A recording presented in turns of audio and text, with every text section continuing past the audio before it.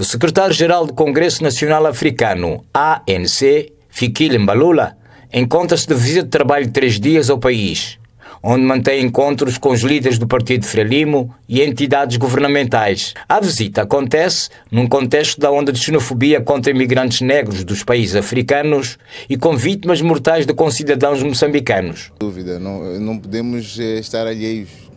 A Frelimo, desde o início, apresentou o seu posicionamento sobre essa questão da xenofobia. Como ouviram do camarada secretário-geral do ANC, este não é um posicionamento do ANC, não é um posicionamento do povo sul-africano. O secretário-geral do ANC disse que o partido é contra qualquer perseguição ou violência.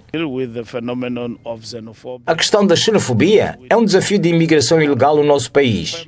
É uma tendência de violação dos direitos humanos. Nós continuamos a apostar no apoio às vítimas dos ataques. O nosso governo já estabeleceu medidas de reforço do controlo anti-imigração ilegal nas nossas fronteiras. Na manhã desta quarta-feira, acompanhado pelo seu homólogo da Frelimo, Shaquille Abubakar, o secretário-geral do ANC homenageou os heróis nacionais, com uma deposição da coroa de flores na Praça dos Heróis Moçambicanos, na cidade de Maputo. Falando na Conferência Nacional de Integridade em Moçambique, organizada pelo Centro de Integridade Pública, o docente de Ciência Política e especialista em eleições teceu duras críticas ao sistema eleitoral nacional. Para Domingos Rosário, a composição da CNE é moldada para atender à força política a que os membros dos órgãos pertencem. O especialista afirma que a despartidarização da Comissão Nacional de Eleições é urgente e inadiável. Funciona. Indicada pelos partidos políticos, nunca vai funcionar. Ninguém julga sobre a sua própria causa. E as eleições, meus senhores, são diferentes de outras coisas. Eleições é uma questão de poder. Nós, quando vamos a eleições, é para a gente discutir ou alternância ou não alternância. Eu não posso, que sou indicado por um partido político, para estar na CNE e ver que o meu partido está a ganhar, eu virar a cara. O docente universitário afirmou ainda que, diferentemente dos outros países, em Moçambique, a separação entre o partido e o Estado é inexistente, o que agrava ainda mais a já preocupante situação. Porque noutros países, os membros da CNE fazem parte dos partidos políticos. Outros países, meus senhores, temos que olhar para a história desse país. De onde é que nós viemos? De onde é que nós viemos? A cultura de separação entre aquilo que é do Estado e aquilo que é do partido neste país não existe. Vamos à história do nosso país. Vamos ver que o partido se construiu, também ao mesmo tempo se construiu o Estado. Há uma concomitância entre aquilo que é a construção do partido e do Estado. Como é que você quer que um indivíduo que é indicado pelo partido chegue na Comissão Nacional de Eleições e diga: não, eu não tenho nada a ver com o partido aqui, Não existe isso, meus senhores. Então, é preciso haver mudanças profundas, prossegue Domingos Rosário na sua dissertação, que alerta que a sua implementação está refém da coragem. Coragem essa que o país não tem. Qualquer outro tipo de coragem. E enquanto nós não tivermos coragem, teremos toda hora a dizer: não é verdade. Os membros da CNE têm que sempre depender dos partidos. Sim, tem que depender dos partidos, mas para quê? Para alimentar o clientelismo partidário. Os partidos políticos estão interessados em colocar seus membros ao nível da administração eleitoral, da base até o topo, para alimentar o clientelismo partidário. Não tem nada a ver com transparência, integridade, deixem lá isso, não tem nada a ver. Para ultrapassar os atuais desafios que o sistema eleitoral moçambicano atravessa, o especialista evoca a necessidade de reformas legislativas profundas que passa a explicar. A recomendação é tornar obrigatória por lei a publicação eletrônica de editais de todas as mesas de voto. Porque se não tiver na lei, vamos nos esconder sempre na lei. Dizer que não está lá, então não vamos publicar. Então vamos colocar na lei. Que é da lei ou da falta da lei? Nada. Os observadores não podem firmar os atos de votação. Por que não podem firmar? É um ato de transparência muito importante isso. É um ato de transparência muito importante. Quem não deve, não teme. Vamos lá deixar os observadores dos partidos políticos firmarem quando estamos a votar, firmar quando estamos a contar.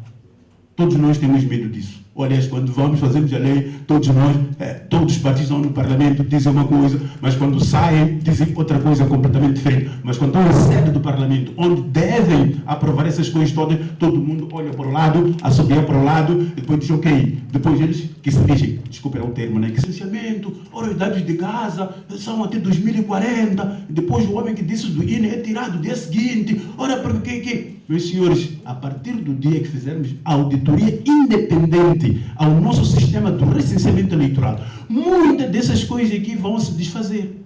Hoje em dia, nós não sabemos se a autoridade estatística desse país é o INE ou CNSTAI. Alguém sabe?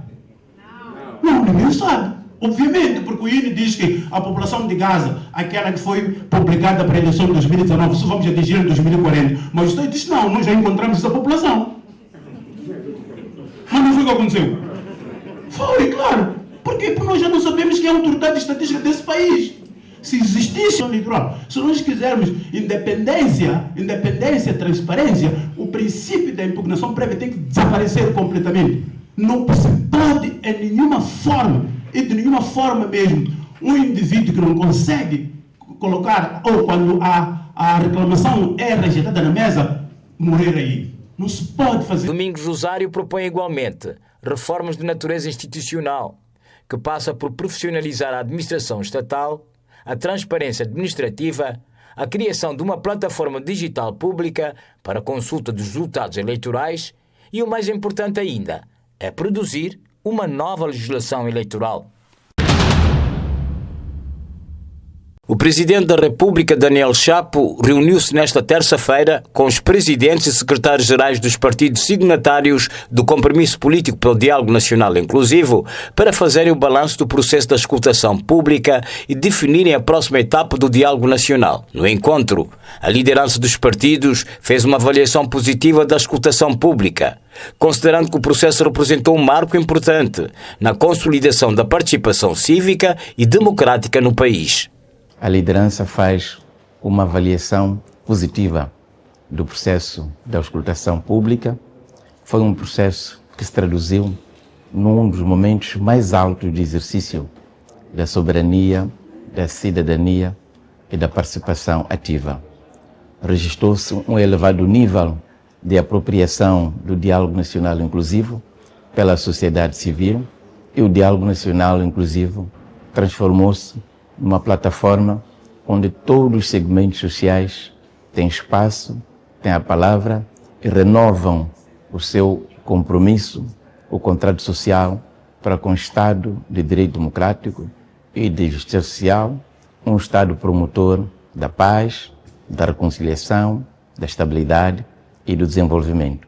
Na ocasião, o presidente da Comissão Técnica do Diálogo Nacional Inclusivo, Edson Macuacua, anunciou que a próxima etapa do processo terá início no dia 29 de junho. Nesta sessão foi decidido que no próximo dia 29 de junho vai iniciar uma nova etapa do Diálogo Nacional Inclusivo, que é a etapa das audições públicas, onde todos os cidadãos serão chamados a se pronunciar em torno dos cenários que serão apresentados, que resultam da sistematização das contribuições apresentadas na auscultação pública. No entanto, Macuacua sublinhou que a sistematização das contribuições resultou em 3 cenários.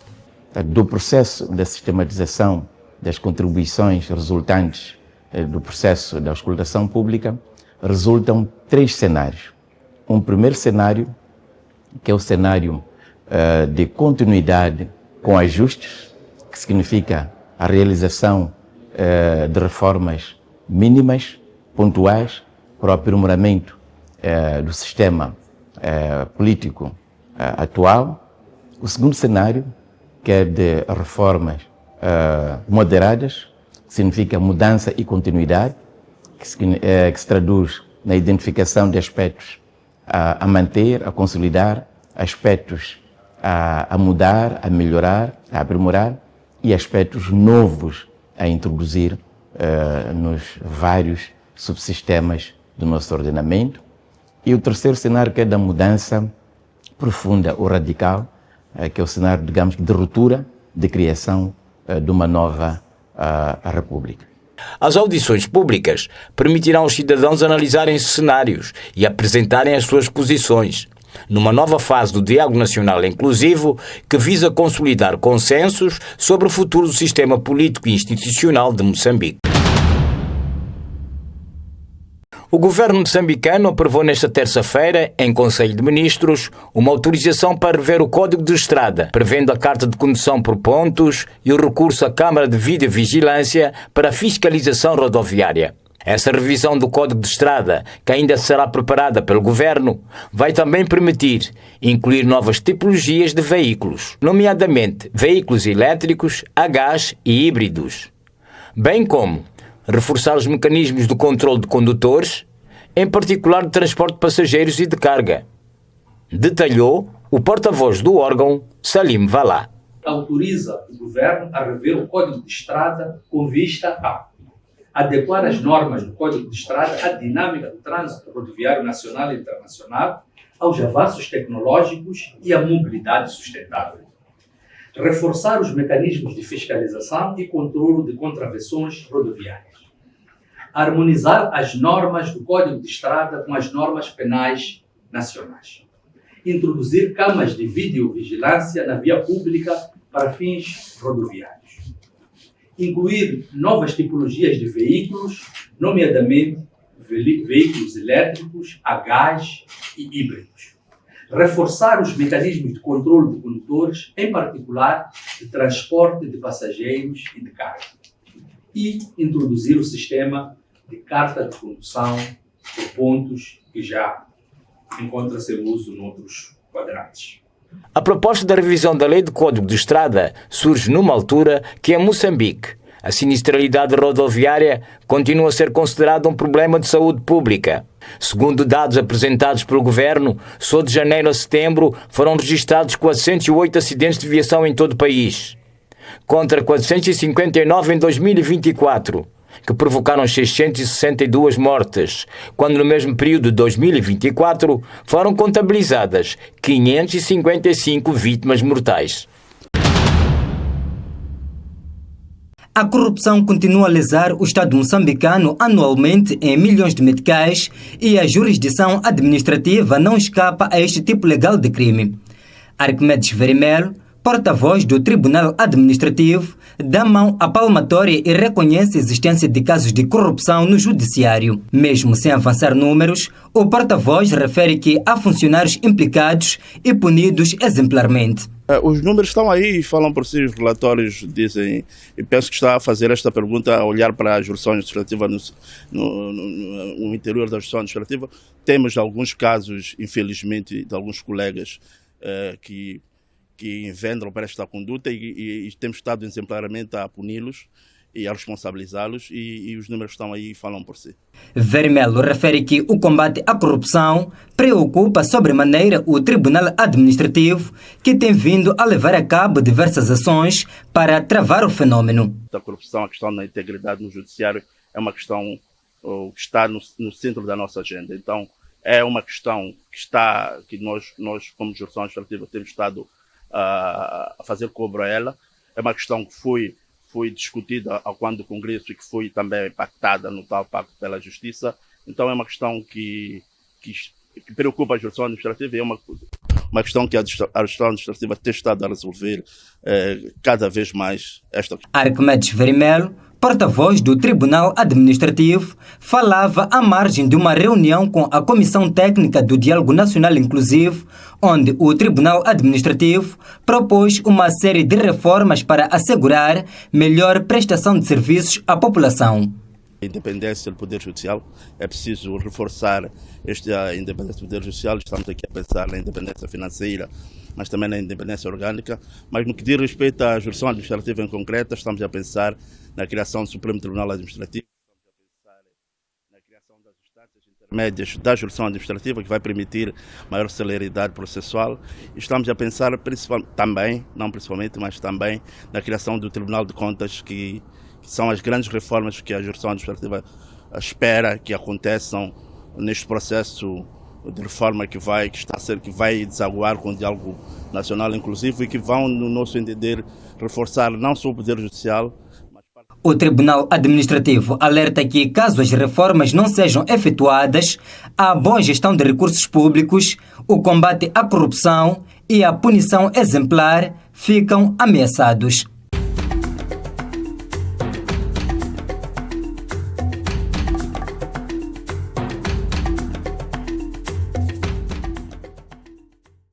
O Costa do Sol recebeu e venceu o Xingal de Tete por uma bola sem resposta, em jogo a contar para a 6ª jornada de Moçambola. Os donos da casa entraram melhor, mas o Xingal de Tete veio destemido e conseguiu travar as investidas dos canarinhos. O Costa do Sol podia ter chegado ao golo neste lance, mas valeu a atenção do guarda-redes, que foi obrigado a fazer uma defesa forçada. Na resposta, o Xingal de Tete ameaçou a baliza canarinha, mas pecou na finalização. O Costa do Sol voltou a testar a atenção do guarda-redes neste canhão, mas não conseguiu violar a baliza. Apesar das inúmeras oportunidades que o Costa do Sol teve, não conseguiu converter em golos até o fim da primeira parte. No reatar, os canarinhos voltaram destemidos a arrancar os 3 pontos e logo nos minutos iniciais, um remate na grande área.